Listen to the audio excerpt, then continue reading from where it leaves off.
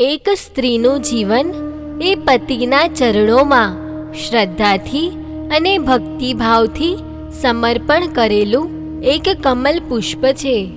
પતિનું સુખ એ પોતાનું સુખ, પતિની અર્ધાંગના બની રહેવાના પવિત્ર સોગંદ જેણે સપ્તપદીના મંગલ અવસરે અગ્નિદેવની સાક્ષીએ લીધેલા હોય છે.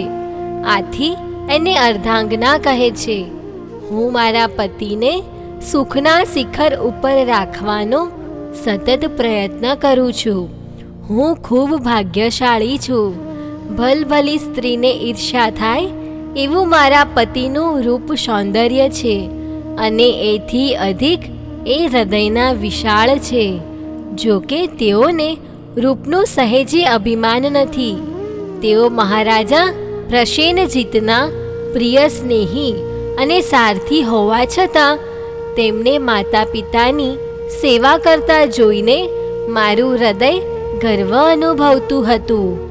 સુંદર અને સદ્ગુણી પતિ માટે કોઈ સ્ત્રીને ગર્વ ન હોય?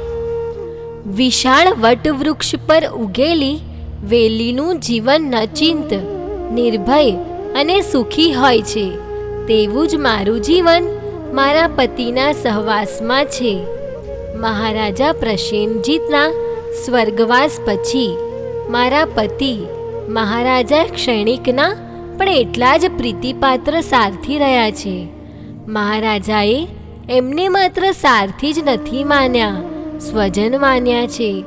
એટલે એમના રાજમહેલમાં મારી બેરોકટોક અવર જવર રહે છે. મહારાણી નંદા અને ધારિણીની હું તો ગાઢ સખી છું. મારા પતિના મહારાજા સાથે, અભયકુમાર સાથે અને બીજા રાજપુરુષો સાથે ખૂબ સારા સંબંધો છે. છતાં મારા પ્રત્યેના પ્રેમમાં સહેજ પણ ઉણપ આવવા દેતા નથી. આવા પતિ મેળવીને હું ખૂબ ભાગ્યશાળી થઈ છું. મારા જન્મો જન્મના પુણ્ય ફળ્યા છે. રાજમહેલમાં પણ મારા ઉપર રાણીઓએ અને કન્યાઓએ મને પ્રેમમાં તરબોળ કરી દીધી છે. આ બધું કેવલ મારા પતિના કારણે હતું. આથી જ મારા પતિની તીવ્ર પુત્રેચ્છા પૂર્ણ કરવા મેં દેવ આરાધના કરી. દેવી કૃપા થઈ અને 32 ગર્ભને ધારણ કરનારી માતા બની. હું મારા પતિને નિરંતર સુખી કરવા તત્પર રહું છું. સ્ત્રીઓએ અંગત દુઃખો સહન કરીને બીજાના દુઃખો હળવા કરવાના હોય છે. કોઈ પણ સુગ્ન સ્ત્રીને એ શીખવવું નથી પડતું કે એના પતિનું દુઃખ એણે કેવી રીતે નિવારવું. રાજમહેલમાં જ્યારે રાણી ધારિણી પાસે મેઘકુમારની વાત નીકળી ત્યારે મારી આંખોમાં આંખ પરોવતા એમના ગળે દુમો ભરાઈ ગયો હતો. એમની નીલવર્ણી આંખોમાંથી ટપકી પડેલા 2 અશ્રુબિંદુ રક્તવર્ણા ગાલ પર થઈ મારા પગ પર સરી પડ્યા હતા. એ બળબળતા અંગારા સમા હતા. મોં ફેરવી લઈ ઉત્તરીયથી આંસુ લૂછતા તેમણે કહ્યું હતું, મેઘકુમાર અમને છોડીને ચાલ્યા જશે. ઘરે આવ્યા પછી મારા મનમાં વિચારોની આંધી ચડી આવી હતી. મન ઉદાસ અને ગંભીર થઈ ગયું હતું. ધારિણીનો કેળના દંડ સમો પહેલા ખોળાનો પુત્ર મેઘકુમાર માતા પિતાનો ત્યાગ કરી મોક્ષ માર્ગે જઈ રહ્યો હતો. પુત્ર વિરહની વેદના તો પુત્ર વત્સલ માતા જ સમજી શકે. મેં ધારિણીને મીઠી મીઠી શિખામણ આપી. એ વીર પ્રભુના ચરણે જાય છે, માટે જવા દો. બીજી બાજુ હું પુત્રની લાલસામાં તરફડું છું. કુખમાં 32 ગર્ભોને ધારણ કરી રહી છું. પુત્ર જન્મની અને પુત્રોના પ્રેમની કલ્પનામાં ગાંડી ઘેલી બની જાઉં છું. ધારિણીને આશ્વાસન આપતા મને એ વિચાર કેમ ન આવ્યો કે મારા 32 પુત્રો જો આ રીતે મારો ત્યાગ કરી જશે તો એ પુત્ર વિરહની વેદના હું સહન કરી શકીશ? મારો આ વિચાર મને ધ્રુજાવી ગયો. ધારિણી પ્રત્યે સહાનુભૂતિનો ધોધ વહેવા લાગ્યો. ત્યાં અચાનક મારા પતિ આવી ચડ્યા. તેમને જોઈને હું કૃત્રિમપણે હસી, પણ તેઓ સમજી ગયા અને બોલ્યા, કેટલાક માણસો જૂઠું નથી બોલતા પણ જૂઠું હસી શકે છે. તેની મને આજે ખબર પડી. કોણ જુઠ્ઠું હસે છે? તમને જોઈને કોઈ જુઠ્ઠું હસી શકે ખરા? હા, તું. આજે તું જૂઠું હસી રહી છે. તું મારાથી કંઈક છુપાવે છે. શું છુપાવું છું? તું જ કે. હું ઉદાસ થઈ ગઈ. મારી આંખો ભીની થઈ ગઈ. મેઘકુમાર, પ્રભુ વીર પાસે દીક્ષા લેવાનો છે. બોલતા બોલતા મારો સ્વર ભરાઈ ગયો. પણ હું પૂછું છું કે એમાં તારે આટલું બધું વ્યથિત થવાનું શા માટે? નાથ, એ સમજવા માટે વિશેષ કરીને માતા બનવું પડે. એ સિવાય પુત્ર વિરહની વેદનાની ખબર ન પડે. તારી વાત સાચી છે સુલસા. તને એક પ્રશ્ન પૂછું? સાચું સાચું કહેજે. તમારી પાસે કદી હું જુઠ્ઠું બોલી છું? બોલવાની પણ નથી. આપ મારા પરમેશ્વર છો. મેઘકુમાર વીર પ્રભુના ચરણે રહે છે.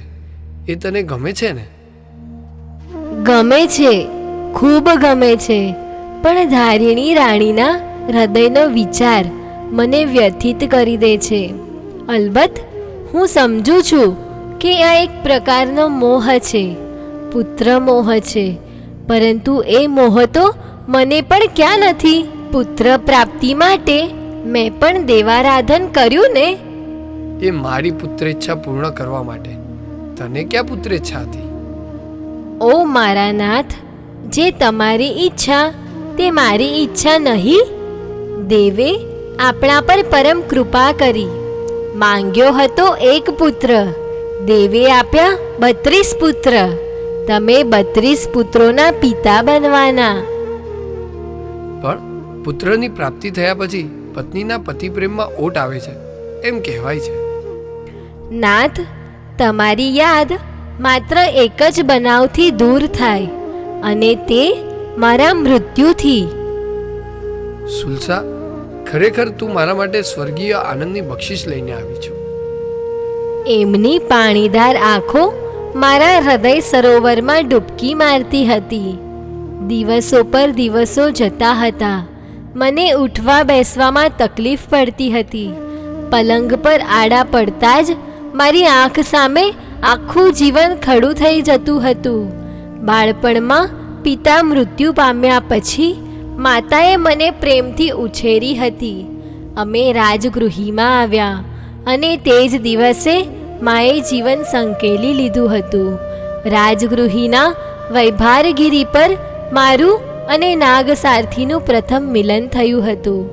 મને જાણે છે કે જન્મો જન્મનો સાથી મળી ગયો હતો.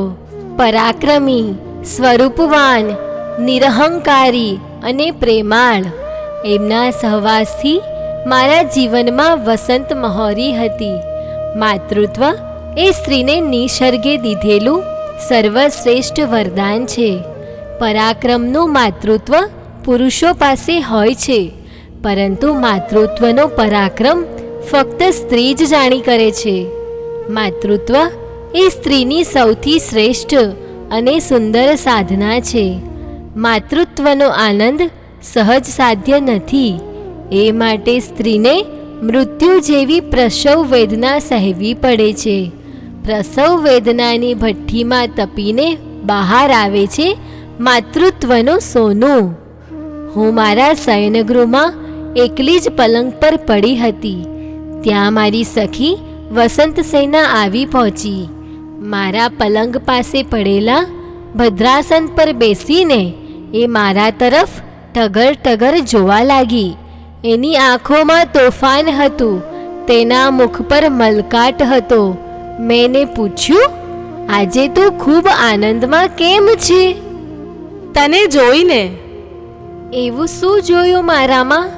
મને તો તું રોજ જુએ છે. પણ આજે મને તારું રૂપ અદ્ભુત લાગે છે. 32 ગર્ભસ્થ શિશુઓનો પુણ્ય પ્રભાવ તારા શરીરના એક એક અંગ ઉપાંગમાં મને દ્રષ્ટિગોચર થાય છે. તને સંભળાવું? સાંભળ. મોટા ચામર જેવા ભરાવદાર કેશપાશમાં જે ચિત્ર વિચિત્ર પુષ્પોની રચના થઈ છે તેની આગળ મોરના પીંછા તુચ્છ લાગે છે. સુલસા, તું ખરેખર કામદેવની રાજધાની જેવી શોભે છે. તારી નાસિકા દંડ છે, તિલક કુંભ છે, ભ્રુકુટી ઝાલર છે અને લલાટ છત્ર છે. તારા કાને જે કમલાકાર કુંડળો લટકે છે તે કાનની શોભાથી લજ્જિત થઈને આસોમાસના હિંડોળા જુદા જુદા વનના વૃક્ષોની ડાળીઓ ઉપર બંધાઈ રહ્યા છે. તારા નેત્રની શોભાથી પરાભવ પામીને બિચારી હરણીને વનવાસમાં જવું પડ્યું છે અને નીલકમલને બિચારાને કાળું મુખ કરી જલાશયનો આશ્રય લેવો પડ્યો છે. તારી નાસિકા સાથે પોતાની સરખામણી કરતું તિલ પુષ્પ હસીને વિકસ્વર થઈને ખરી પડ્યું. તારી નાસિકાની ઈર્ષ્યા કરીને એટલે ખરી પડ્યું. તિલ પુષ્પ જેવી તારી સરળ અને સુંદર નાસિકા છે. તારા હોઠ કેવા સુંદર, લાલ અને કોમળ છે. પ્રવાલ લાલ હોય છે પણ કઠિન હોય છે. બિંબફળ કોમળ હોય છે પણ કાંતિમાન સુંદર નથી હોતો. એટલે પ્રવાલ સાથે કે બિંબફળ સાથે તારા હોઠને સરખાવી ન શકાય.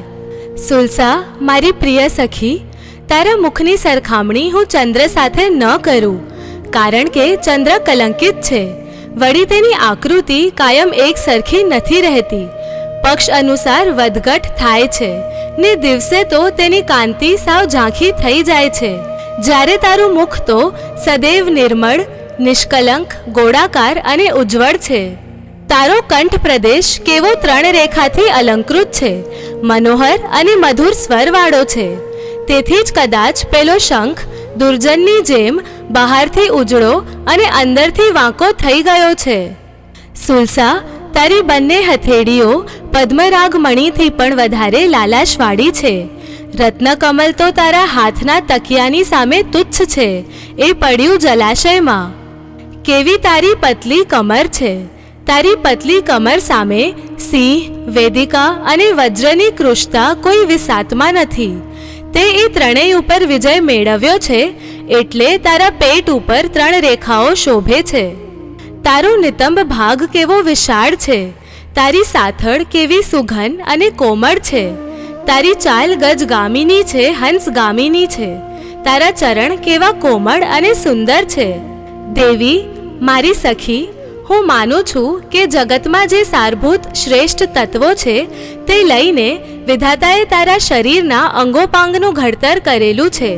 માટે તું રૂપ લાવણ્યથી સર્વાંગ સુંદર છે. મારી વાત ગમીને? સાચી છે ને? વસંત સેના ખડખડાટ હસી પડી, સુલસાને ભેટી પડી. સુલસા આનંદથી નાચી ઉઠી. આજે રાજસભામાં મેઘકુમારનો રાજ્યાભિષેક થવાનો છે. એ મહોત્સવ જોવા મારું મન તલસી રહ્યું છે.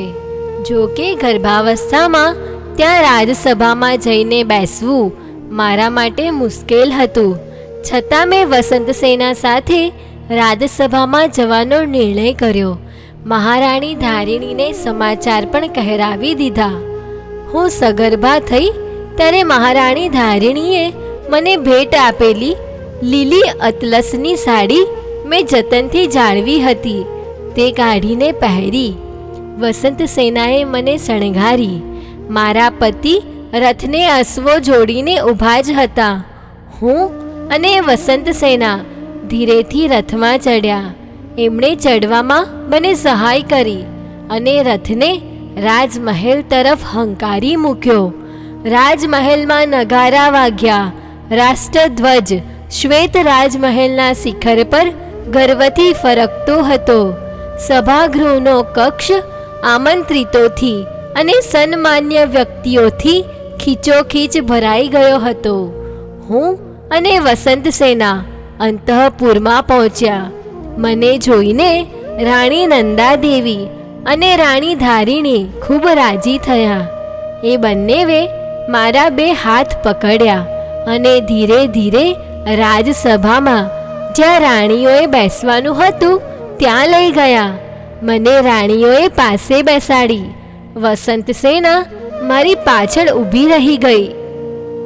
સભાગૃહના મધ્ય ભાગમાં પૂર્વ દિશાભિમુખે 9 હાથ ઊંચું ભવ્ય રાજ સિંહાસન મસ્ત હાથીની જેમ શોભતું હતું. કેટલું પ્રાચીન! એ સિંહાસન પર કોણ બેસનાર હતું? આ સિંહાસન પર બેસનાર સૌ પ્રથમ પરાક્રમી રાજા કોણ હશે? સંપૂર્ણ સુવર્ણથી મઢેલા આ સિંહાસનને શોભાવનારા અનેક શક્તિશાળી રાજાઓ કાળના ઉદરમાં સમાઈ ગયા હતા. તો પણ આ સિંહાસન પર પ્રત્યેક રાજાના કાર્યની ઊંડી અને સ્પષ્ટ છાપ અંકિત થયેલી હતી. એના ઉન્નત શૌર્યના જીવંત સાક્ષી સમૂહ આ સિંહાસન હતું.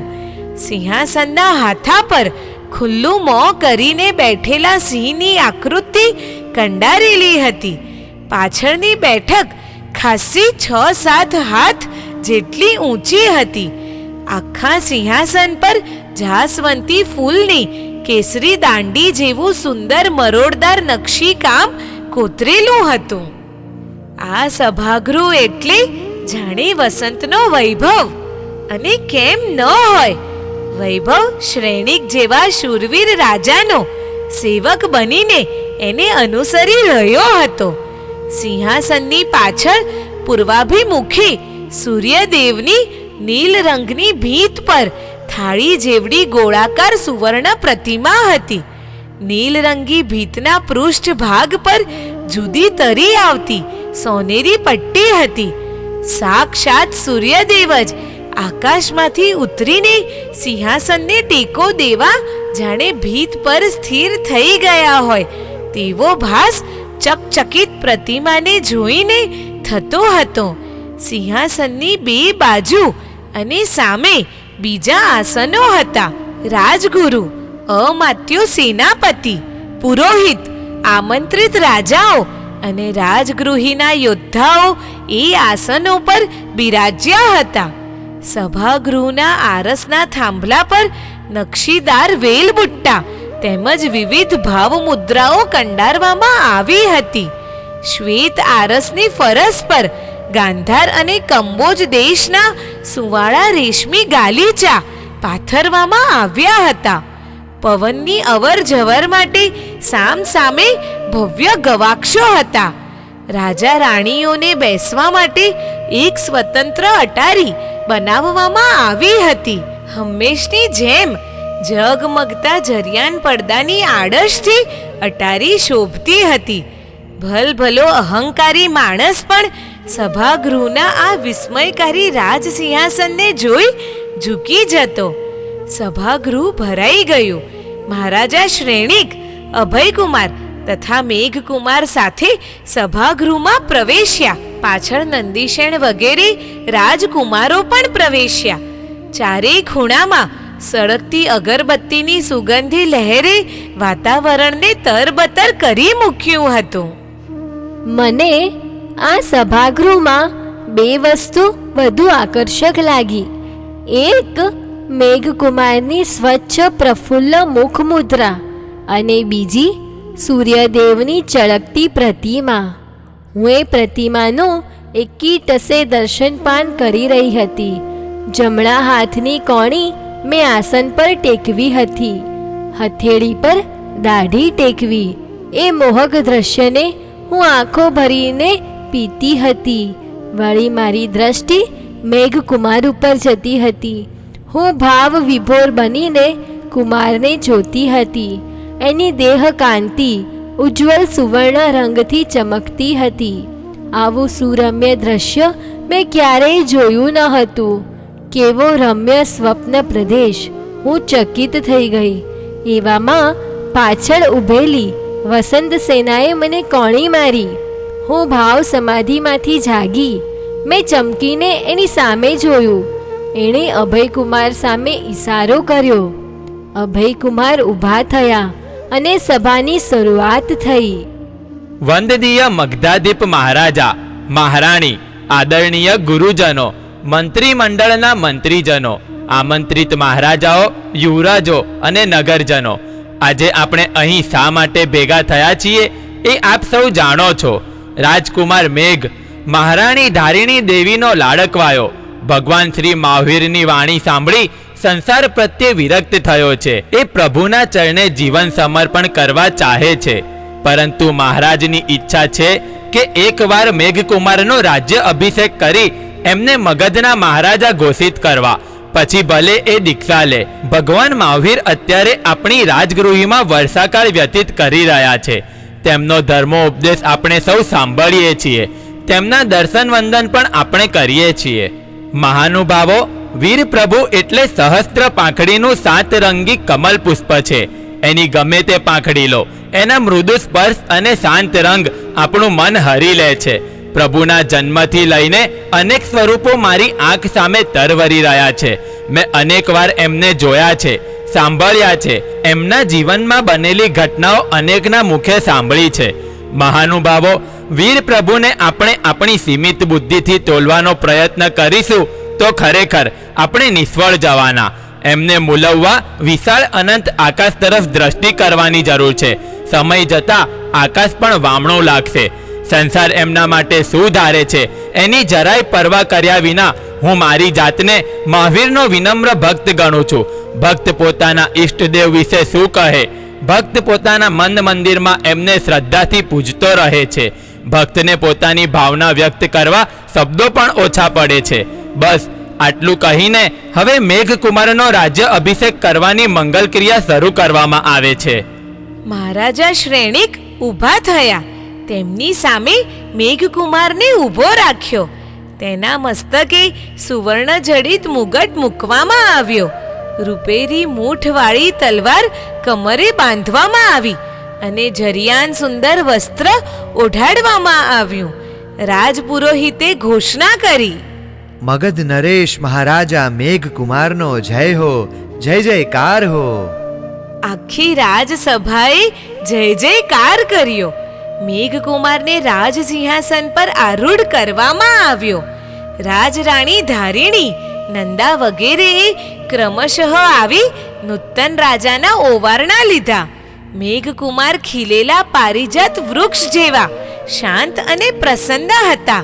ધારિણીએ કુમારને માથે રાજ તિલક કર્યું. રાજ્ય અભિષેક મહોત્સવ પૂર્ણ થયો. સૌ વિખરાયા. મેઘકુમારની દીક્ષા યાત્રામાં હું ન જઈ શકી. એની દીક્ષા ક્રિયા સમયે સમવસરણમાં પણ ન જઈ શકી. મારું પેટ ભારે હતું અને વૃદ્ધ સ્ત્રીઓ હવે ઘરની બહાર જવાની મનાઈ કરતી હતી. પરંતુ મારી સખી વસંતસેના દીક્ષા યાત્રામાં ગઈ અને સમવસરણમાં જઈને મેઘકુમારની દીક્ષાની ક્રિયા પણ જોઈ આવી. હું એના મુખે બધું જ સાંભળવા ઉત્સુક હતી. એ મને સંભળાવવા આતુર હતી. એણે વાતનો પ્રારંભ કર્યો. દેવી, રાજગૃહીના રાજમાર્ગો ઉપર કુમકુમ જલનો છંટકાવ કરવામાં આવ્યો હતો. માર્ગ પર સર્વત્ર સુગંધી પુષ્પો પાથરવામાં આવ્યા હતા. સ્થાને સ્થાને સુવર્ણના સ્તંભો ઊભા કરીને મણિરત્નોના તોરણો બાંધવામાં આવ્યા હતા. સુગંધથી ભરપૂર પુષ્પમાળાઓ માર્ગની બંને બાજુએ સુંદર સ્તંભો સાથે લટકાવી દીધી હતી. સ્થાને સ્થાને અઘરું કપૂરની ધૂપદાનીઓ મૂકેલી હતી. તે ધૂપગટાઓથી મંડપો મધમધાયમાન થયા હતા. રાજમહેલથી શરૂ કરીને ગુણશીલ ચૈત્ય સુધીનો માર્ગ સ્વર્ગખંડ જેવો સુશોભિત કરવામાં આવ્યો હતો. મેઘકુમારને સ્નાન કરાવી દિવ્ય અંગરાગ કરી સર્વ અંગે શુદ્ધ શ્રેષ્ઠ વસ્ત્ર અને મૂલ્યવાન અલંકારો પહેરાવવામાં આવ્યા હતા. મહારાણી નંદાએ તેના ગળામાં સુગંધી પુષ્પોની માળા પહેરાવી. રાણી ધારિણીએ તેના ભવ્ય લલાટમાં તિલક કર્યું. કુમારને શ્રેષ્ઠ ગજેન્દ્ર ઉપર આરૂઢ કરવામાં આવ્યો. મસ્તક પર શ્વેત છત્ર અને બે બાજુ બે ચામર વિંઝાવા લાગ્યા. મેઘકુમાર જાણે દેવરાજ ઇન્દ્ર હોય તેવો સોહામણો લાગતો હતો. વાજિંત્રો વાજવા લાગ્યા, હર્ષનાદ થવા લાગ્યા. મેઘકુમારના ગજેન્દ્રની પાછળ હજારો સામંત રાજાઓ ચાલવા લાગ્યા. તેમની પાછળ રથોમાં રાણીઓ બેસીને જઈ રહી હતી. માર્ગમાં બંદીજનો કુમારોની સ્તુતિ કરતા હતા.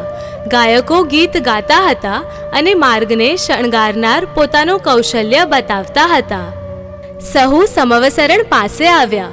મેઘકુમારને હાથી ઉપરથી નીચે ઉતાર્યો. મહારાજા શ્રેણિક અને અભયકુમાર મેઘકુમારની બે બાજુ ચાલતા સમવસરણના પગથિયા ચઢી ભગવાન મહાવીરની સમક્ષ જઈને ઊભા નમો જીનાણમ કહીને પ્રભુને 3 પ્રદક્ષિણા દીધી. પછી મુકટ વગેરે બધા આભૂષણો ઉતારી નાખ્યા. મહારાજા શ્રેણિકે પ્રભુને કહ્યું, હે જગદાધાર, આ મારો પુત્ર મેઘકુમાર આપની વાણી સાંભળીને વૈરાગી થયો છે. તેને ચારિત્ર ધર્મ આપી આપના શરણમાં લેવા કૃપા કરો. વીર પ્રભુએ મેઘકુમારને દીક્ષા આપી. તે પછી ધર્મોપદેશ આપ્યો. મહામંત્રી અભયકુમારે શ્રાવક જીવનના 12 વ્રત લીધા. સમવસરણ પૂર્ણ થયું. મેઘકુમાર મુનિ પ્રભુના શિષ્ય બની શ્રમણ સંઘમાં ભળી ગયા.